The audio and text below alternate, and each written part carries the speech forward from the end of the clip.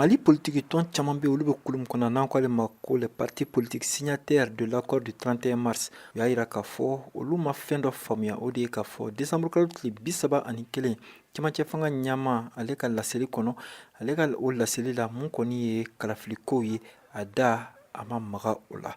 Olasa, Olu Konimbolo, Ambe Watim na Kusisa, Malidion, Olube Kunfetari la Akaka, Uka Kunafunia, Kalafilu, olu na kɛ wagati jumɛnna u ka sɛbɛnfura in kɔnɔna la u ye o sɛbɛn Dr Hamadou Touré n'ale ye sanfɛ karamɔgɔ ye n'ale bɛ politiki ko o ɲɛɲiniw kɛ ale hakilinata ye mun ye ka ɲɛsin u ma an ka o lamɛn. Donc n'a y'a ye communiqué ni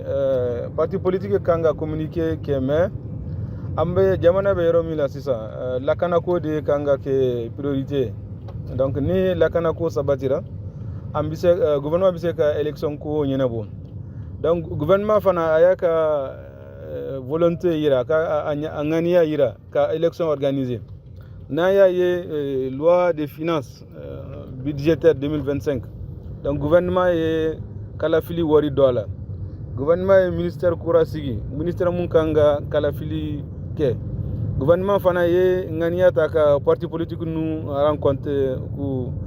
k'u ka sigi ka ɲɔgɔn ka kuma pour que kuma élection kanga élection kuma la donc an bɛ se k'a fɔ nin communiqué kɔni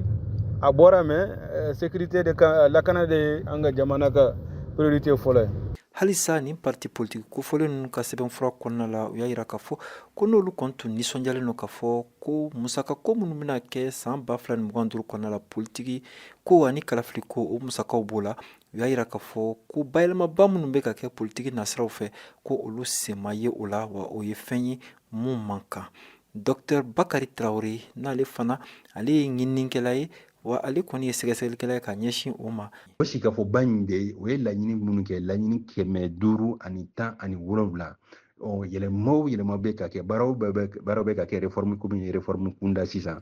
a réforme bɛɛ tala o ye laɲiniw de kɔnɔna na donc o laɲini dun fana bɛ kɛ wagati min na fana wele tilara bɛɛ ma ka taa niveau communal la n'o ye commune kunda ye ka na se région ma n'o ye région kunda ye ka na se fo niveau national la n'o ye kɛra Bamakɔ faba kɔnɔna na yan laɲiniw bɛɛ sabatira o de kɔnɔna na. Walasa halisa politiki ninnu kɔni olu ka sɛbɛnfuraw kɔnɔna la u ka laɲiniba o ye mun ye o de ye ka fɔ donna nataw la kɔni mun kɔni ye kalafiliw ye olu ka se ka dɔgɔda joona wa maa minnu n'olu bɛ kasow la sa ko olu ka se ka labila ka sabu kɛ u y'u hakilina kumaw olu de fɔ. Mohamed Daɲoko VOA Banbara tɔgɔ la ka bɔ Bamako.